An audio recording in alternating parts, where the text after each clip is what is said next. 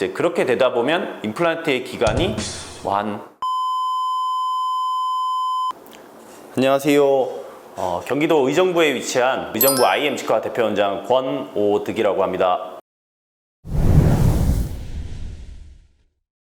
오늘의 주제는 우리가 음식을 씹을 때 이가 빠지신 분들이 어떻게 하면 식사를 잘 할 수 있는가, 그러려면 이제 임플란트 치료가 결국은 필요하게 되는데요. 임플란트에 대해서 알아보는 시간을 가지도록 하겠습니다.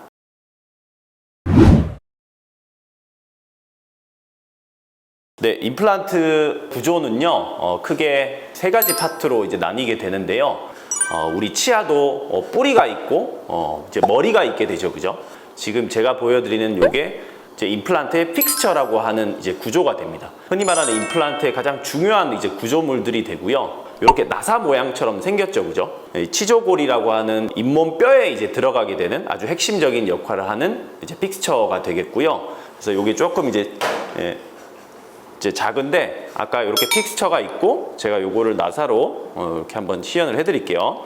그러면 아까 말씀드린 이렇게 픽스처가 있게 되고 그것을 우리 치아의 머리 부분 있죠. 크라운이라고 하는데 크라운을 이어주는 영어로 어버트먼트, 저희끼리는 이제 어버트먼트라는 표현을 많이 쓰게 됩니다. 그러면은 이 뿌리와 이제 머리를 이어주기 위한 어버트먼트가 존재하게 되고 이 어버트먼트까지 잇몸이로 완성이 되었으면 이것을 이제 음식물을 씹게 해주는 이제 실제적으로 사실 환자분들이 이제 중요하게 생각하는 건 머리에 해당하는 이제 크라운이라고 하는 거거든요. 이 크라운을 이런 식으로 이제 본을 떠가지고 이렇게 맞춰주는 이 세 가지의 파트로 구성되는 게 임플란트의 모든 구조의 핵심이라고 볼 수 있겠습니다.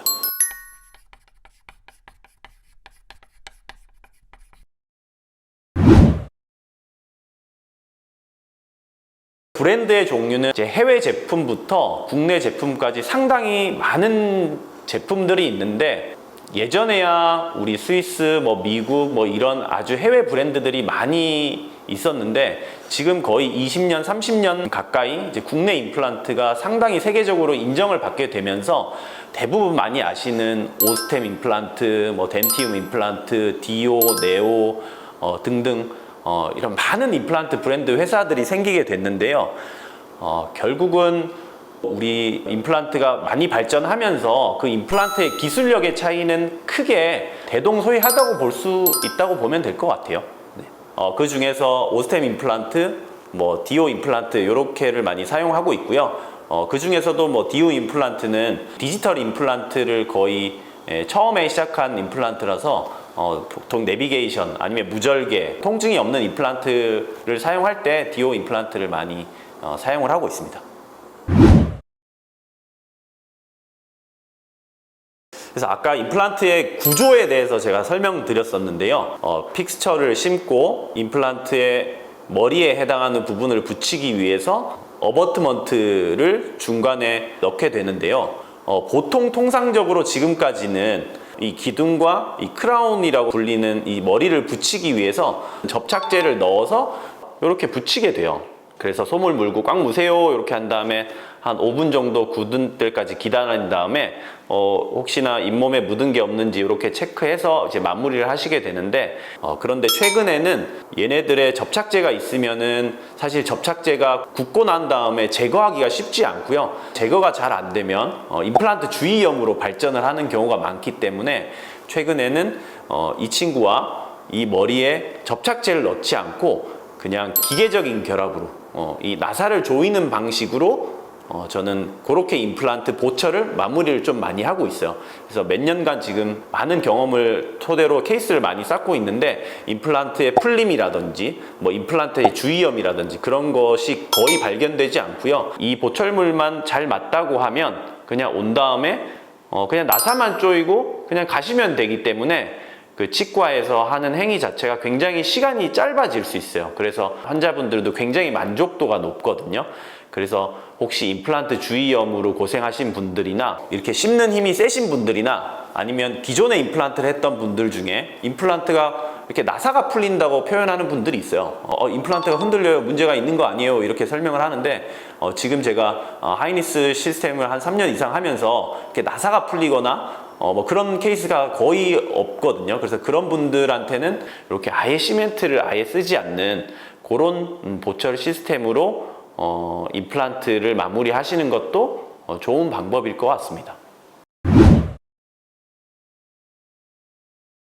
네, 저도 환자분들 많이 만나게 되면 임플란트 언제 하면 빨리 넣을 수 있어요? 사실 이런 질문들을 상당히 많이 받게 됩니다. 일반적으로는 발치하고 2, 3개월, 그 다음에 픽스처를 식립하고 2, 3개월 이다 보니까 한 4, 5개월 정도 걸리게 되는데요. 사실 그거를 결정하는 요소는 환자분의 기존에 있던 치아의 염증 상태와 뼈가 얼마나 튼튼했는지에 따라서 이제 결정되는 것 같아요. 실제로 저는 젊은 친구가 어디 벽에 부딪혀서 아니면 넘어졌거나 해서 이가 부러졌다.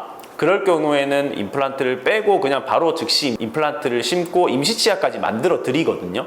이제 그렇게 되다 보면 임플란트의 기간이 뭐 한 8주 정도 이내에 끝나게 되고요. 대신에 어떤 좀 나이 있으신 분이 치아가 많이 흔들린 채로 이렇게 내원을 하셨다. 그 다음에 밑에 염증이 많았다. 이렇게 되면 사실 치아를 발치를 하고 두세 달 기다리게 되고요. 그 다음에 이 인공치근이라고 하는 이제 수술을 하게 되면 다시 한 2달 정도 이렇게 기다린 다음에 그 다음에 이제 보철 과정을 거치게 되거든요. 염증이 너무 심하거나 사실 이런 경우 뼈가 하나도 없다 이런 경우에는 이게 없는 뼈를 만들어줘야 되는 부분이 되거든요. 그래서 그렇게 될 때는 저도 환자분에게 잘 양해를 구하고 설명을 드려서 사실 치료 기간이 1년까지 되는 경우도 있어요. 그래서 이게 아주 짧은 기간은 뭐 한 달 내외로 마무리되는 경우부터 아주 긴 기간에는 없는 뼈를 만들어야 되다 보니까 한 1년까지 사실 걸리는 환자분들도 있다는 것을 참고하셨으면 좋겠습니다.